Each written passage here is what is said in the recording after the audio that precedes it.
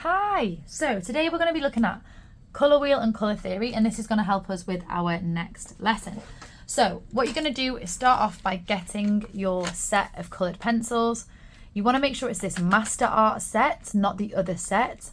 It doesn't really matter whether you have 36 or the 72 set, but you'll want to get this set, this worksheet, a sharpener, and the coloured pencils that you'll need. So just to be clear, not this set, not the Staedtler. You want the Master Art set.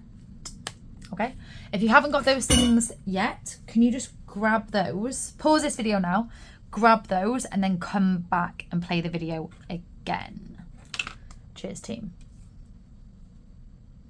Welcome back. So the first thing we're going to do is label our primary, secondary and tertiary colours and then list them out. So the first thing we want to do is figure out what those mean. So when we're looking at colours, a primary colour is a colour that cannot be made by any other colour. A primary colour is your three kind of core colours that make everything else. Now, when we're looking at our three core colours, that would be our yellow, red and our blue, and these are ones that cannot be mixed by anything else. For this task, I want you to get the one that's called blue, and although this one is a red, I want you to just work with the one that is called red for this activity, and then the one that is called yellow for this activity, and then we'll come back to these other examples of the red later. Okay, so we're going to start in the middle and we're going to press down quite hard. We want to make sure that we get quite a good colour payoff. Now the nice thing about these coloured pencils is that they are really smooth. They're a little bit waxy, but not too much that they would leave a shiny surface. As you can see there, a little bit of the red got in here. That's not ideal. And I'm starting with the outside edge, pressing down quite hard just to see exactly what this colour is. So I'm starting with that outside edge. The reason I start with the edge and then work into the middle is because if I have a neat edge, everything looks neater. So I am layering that up, and as I'm layering it up, I'm going all in one direction first. The lighter I'm pressing, the more you can see my mark. So I'm just going to go over it in another direction and then go over it in another direction again, just to kind of fill that solid area. It's not taking me too long. It's literally taking me a minute or two, and you can be working as you're watching this video as well. I'm going to blow away any excess. I don't want to wipe it away because it might stain the paper. And then I'm going to go in with the blue. So these are our three primary colours that we're going to be working with.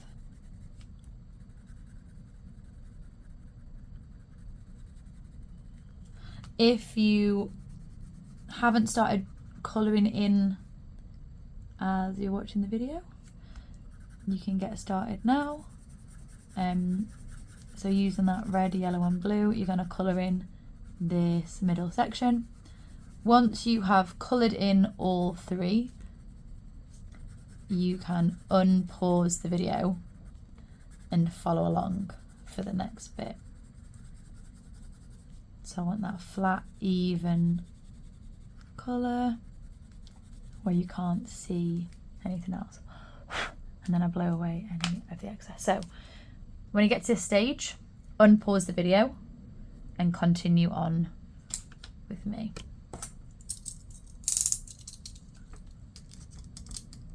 Okay, welcome back. So the next thing that we're going to be doing is looking at our secondary colours. Now a secondary colour is a colour that is made by combining two of your primary colours.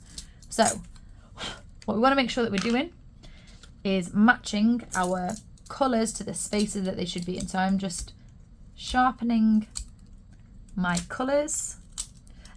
In your kits, I want you to pick out, in your sets, I want you to pick out the one that is labelled purple. Where is it? You spin it till I get to the right space. There's one that is called purple, the one that is called green, and the one that is called orange. Just pick those three out to begin with. And then if we mix a yellow and a red, we get a secondary colour, and that secondary colour is orange. So yet again, I'm pressing on quite hard because I want to see how to get this flat, even colour where I can see that overlapping. Okay, have that confidence with those colour pencils. The next one I'm going to do is green. So if I mix blue and yellow together, I get green. So going along those edges first to make sure that that is done. And I want you to, we're going to look at the next bit at how we layer colours and how we mix it and how we blend it. But for this one, like I said, this one we just want to be a little bit more confident, a little bit more, press on a little bit harder, just so we get an understanding of what this works like. Blow that one away. And then we're doing the purple. Okay, so I'm pressing on my purple here.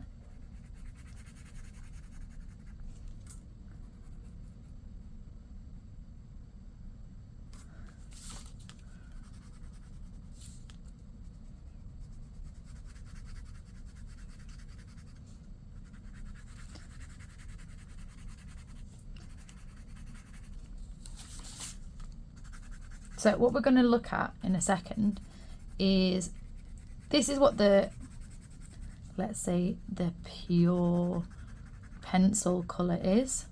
Let's also see what the other colours available to us are. So one of the things that we're going to be looking at is looking a bit closely at colour mixing, colour matching, and especially when we're doing our fruit and our observational drawings and our understanding of like the things that we're observing, we need to be learning to observe and learning to colour match as well. So let's just start again and look at our primary colours again. I'm going to go back in with my red, and where this points, I'm going to fill in my red. Now this time I'm going to go a bit gentler with it. I still want to work in a way that I can't see my marks.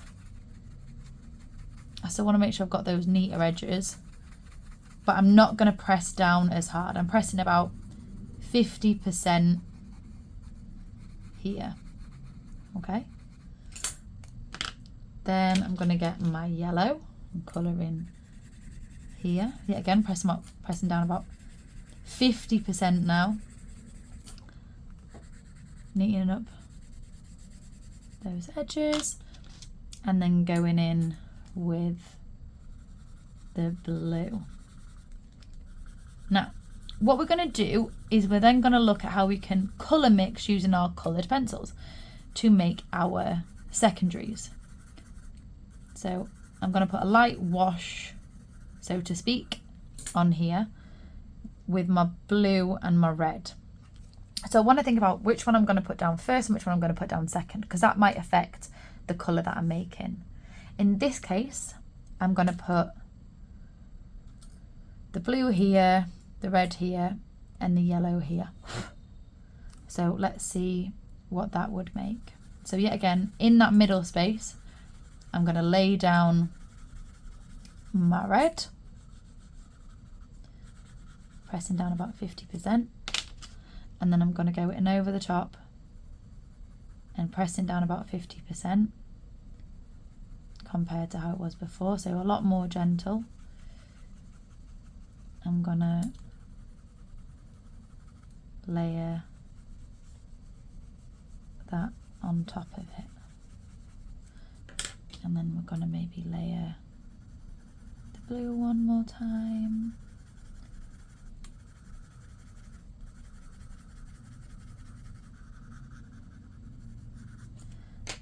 going to layer the red gently over the top as well.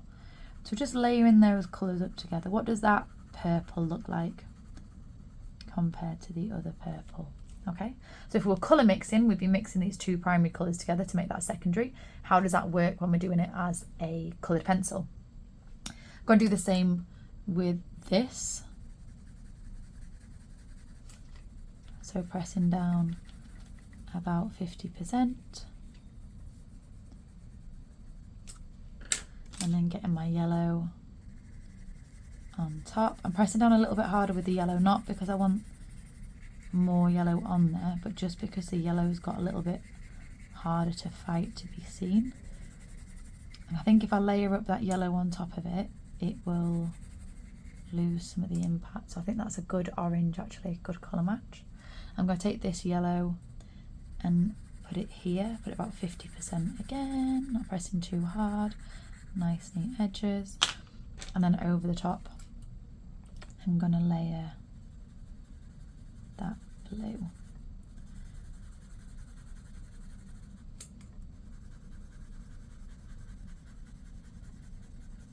So here, because my pencil's not that sharp, I've got more visible lines. And so I just need to go over all of it with the same pressure. And so I'm going to go over this again with the yellow again, just to bring that through. So just layering up the yellow and the blue on top of each other. Okay, so these are your secondary colours. Okay, so I'm just going to make a label, primary, secondary, primary, secondary, primary, secondary. Okay, now these gaps between are what we call our tertiary colours. So this is one example of a tertiary colour. A tertiary colour is basically if we consider a primary colour to be the value of 1. If we add two primaries together, we get the value of 2. So if we get a primary and a secondary together, we get a value of 3. So that's tertiary. How do we make that happen? Well, when we're painting, we would put more of, say, the yellow in and less of the red. When we're colouring, we'll see how that works differently. Here, we'd put more of the red and less of the yellow. So let's see how that works in real life. So we're going to put a stronger layer. We're still not working all the way down. Still not pressing like 100%. But we're going to press a little bit firmer with our yellow. And then, my pencil's not great. Let me sharpen this to make sure I'm working with a good surface. So now I'm going to go over it. I've sharpened my pencil a bit better. And I'm going to press really lightly with this pencil, which is easier now I've softened it out. So I'm just pressing on really, really lightly over the top of that. The red is so dominant that it only takes a little bit to shift this entire colour, right? So I want it slightly, I want a yellowy orange, right? I want a yellow leaning orange. That's what I'm aiming for. So I'm just going to really lightly put this yellow over the top again of that red that I've just layered up. So I just want to layer that up. So the idea is that it's lighter yellow. It's more yellow leaning than the one before. Okay.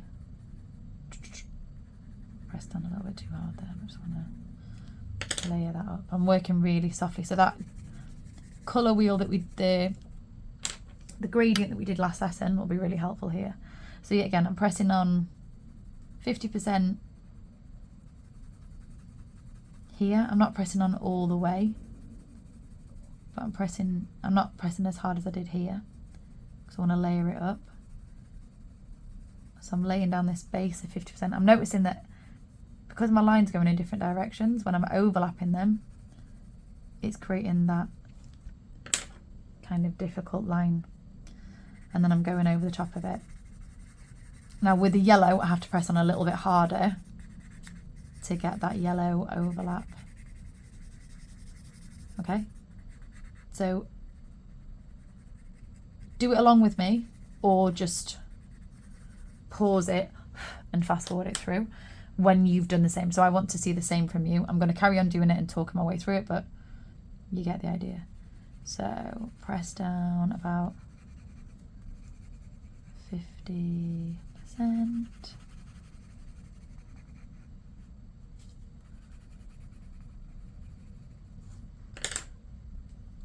And then overlap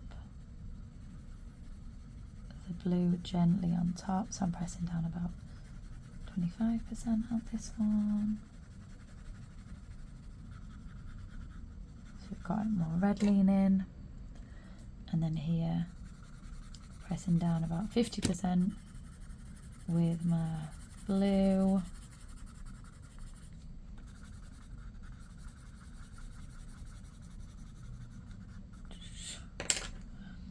And then overlapping it softly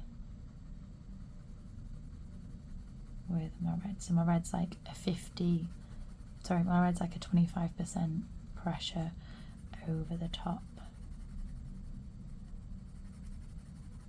So we have a blue dominance and a red dominance of those purples. So we kind of have a balanced in the middle, and then one that's more red leaning and one that's more blue leaning. On the picture, it doesn't really show up as well as in real life, so I'll just make it a little bit more pronounced on here. Okay, going again. I'm going to go 50% pressure with this blue. Start it off with the blue, and then 25% over the top. So layering this one up with a softer pressure. This is more of a blue, green, and then here 50% pressure with our yellow, and then on the top we're adding a light layer of the blue. So I'm pressing really softly here, and I'm noticing that yet again it's quite difficult. It shifts so quickly on top of the yellow, and my lines are becoming so visible. So I might just go over this with the yellow just to knock it back again, because we need to have a clear understanding of what's a yellow leaning blue, yellow leaning green, and what's a like middle green. Like I said before, we also have the greens in our kits, like in our sets, so we can think about the ones that we already have in there. Where would they sit on this colour wheel as well? So where would they be? So you could start to put some of those out as well. Is this one actually more, maybe that green is actually more of a bluer green? You could look at some of your other yellows as well. Where do they sit? And it doesn't have to be that you necessarily put it straight away in the right place on the colour wheel, but you could just start to think about what's the relationship between these yellows or these blues or these purples or whatever. So you can just start to give yourself 1 minute. Don't put all 72 on here, but give yourself a minute just to kind of look at a few of the other reds and what are a few of the others looking like. So 1 minute, not long, just add on a few of those extra reds. Feel free to label them as well if you want, just so you kind of see where they sit, and it can help you when you're doing some work next lesson. So 1 minute, no longer. Okay, the other tertiary colour that I think is worth noting will come up once we have figured out what our complementary colours are. So a complementary colour is a colour that brings out the essence of the other colour. And the way that it does that is it's the one that is absent from it. So let's have a look at what that means. When we mix yellow and blue together, we get green, which means that red is missing from it. So green and red complement each other. They make the green look more green and the red look more red because they are absent from each other. When we mix yellow and red together, we get orange. Blue is missing from that, so blue and orange are your complementary pair. When we have when we have blue and red mixed together, we get purple. Yellow is missing that, so we have the complementary pair on the opposite side of the colour wheel. So I want you just to do a little complementary pairing here. So we can think of maybe spaces that we've seen these complementary pairings before. Maybe think about ways that we associate with them. Can you see how this red is not as clear a red as the red? So although you've been using different reds, come back to the primary 3 just for the sake of combining them. So these are our complementary pairs, okay? Another way that we can use our complementary pairs is to mix a brown, okay? So a brown is another example of a tertiary, as it is a primary mixed with a secondary. So it's all 3, 1, 2, 3 of your colours mixed together. So you can have a look at what happens if we put our brown by making our orange go first or making our blue go first. They make the same colour. What if we put our yellow down first? I'm pressing on quite hard with these ones just so we get a bit of another understanding of how to make these colours. That's another example of a brown. So I'm going to do another, if I do the purple first and then put the yellow on top of it. And then let's do our third one, which is our red with our green. So I'll make sure I use the right green. So yellow using the green on top. So I pressed a little bit harder. I've been able to get some level of mixing, but how well has that worked? So what we want to do is think about how we can colour mix with these pencils as well. So you can see that all 3 of these overlaps are different depending on what went bottom and what went top.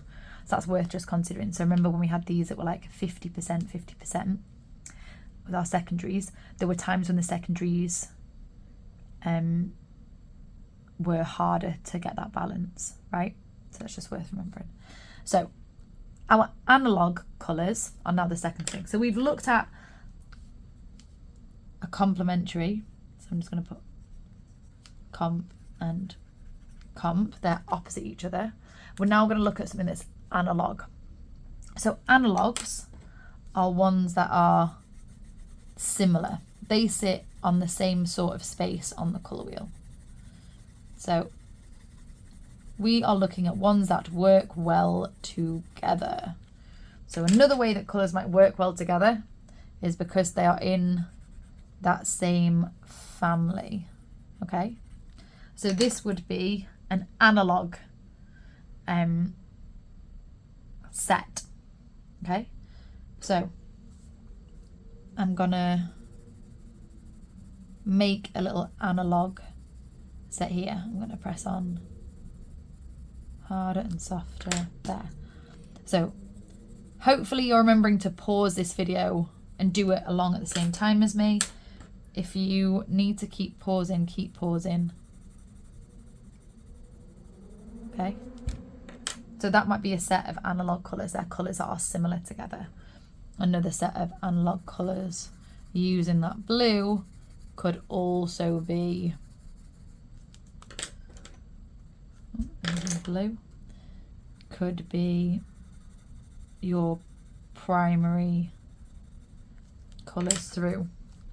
So that's an analog colour. We could go from one primary through to the next primary, and that's a set of colours that would work well together because they've got the blue in common. So the complementary are the ones that have something different from each other that brings out their unique qualities. And analog is ones that are similar to each other, and that's why they work well together. Remember, if you need to pause at this point, you can do.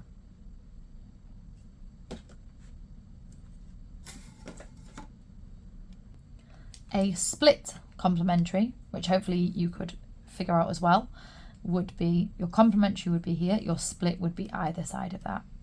So rather than just having the pure yellow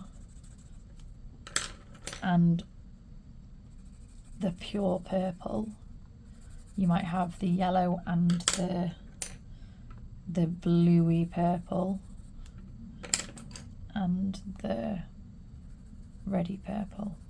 It could also be that we work from this reddy purple. So let's get that reddy purple in. It's that red and that purple.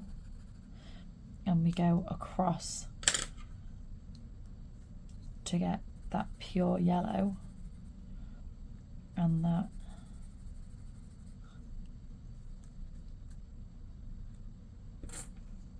green.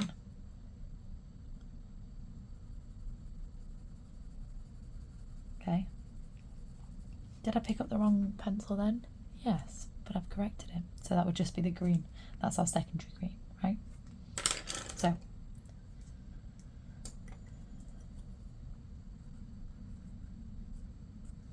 make sure you've got all of these here and then come back. So the third one I'm going to show you is a set of triadic colours. Triad is 3 equal spaced colours. That could be your primaries, that could be your secondaries, or that could be the tertiaries. So whichever one you want to do, it's 3 equally spaced colours. So it could be 3 tertiaries that are equally spaced. It could be 3 primaries that are equally spaced. It could be 3 secondaries that are equally spaced. So it's just whichever 3 you want to use. I'm just going to do the purple, green and orange because that's easy. So those, okay?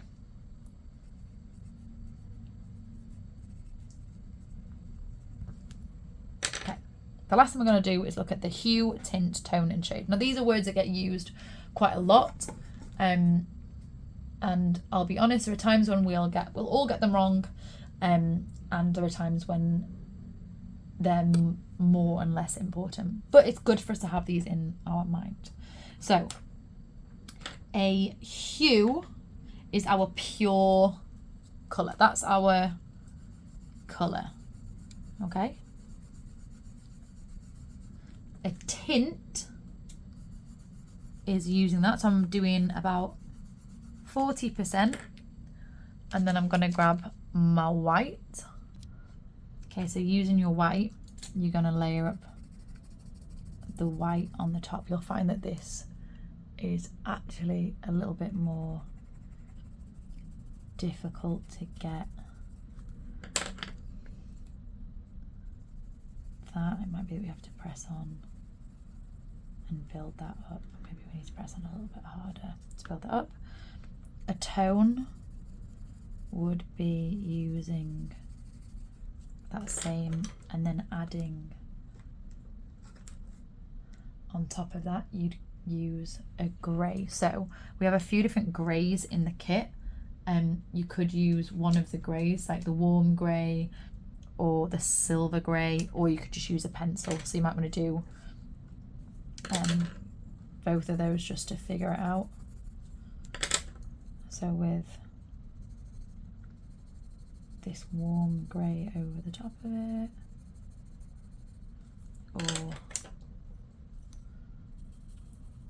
the pencil over the top of it.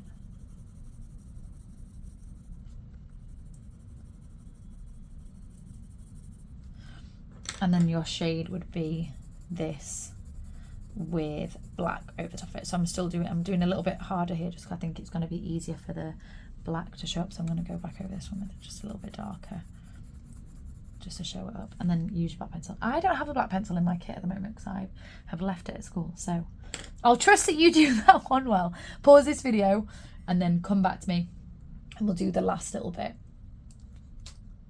So how colour relates to other colours and shapes is this really complex area of colour theory, but it's a really exciting space to be in. So if we look at this red, we know that it's the exact same red on all of them, but how the red behaves, how dominant it feels, how big it feels, how much it contrasts, complements, changes. So here we've got it appearing larger on the black than the other backgrounds. It feels more dominant. It feels more brilliant against it and somewhat duller against this background. Here, the orange, the red feels a bit lifeless, whereas that blue green is quite brilliant. So the contrast of all of those, it's the same colour, but it behaves differently. Here we'll look at this idea of harmony. So there's, like we showed before, this idea of harmony comes from complementary, split complementary, analog, or triadic, and we can see how this might work in nature. If we look around us, we might see colours that are all similar, and it might be that when you're working in interior design, you start to think about what is an accent colour, for example, and that might be that you're bringing it in from a split complementary or a harmonious perspective, just to kind of kick the colours off.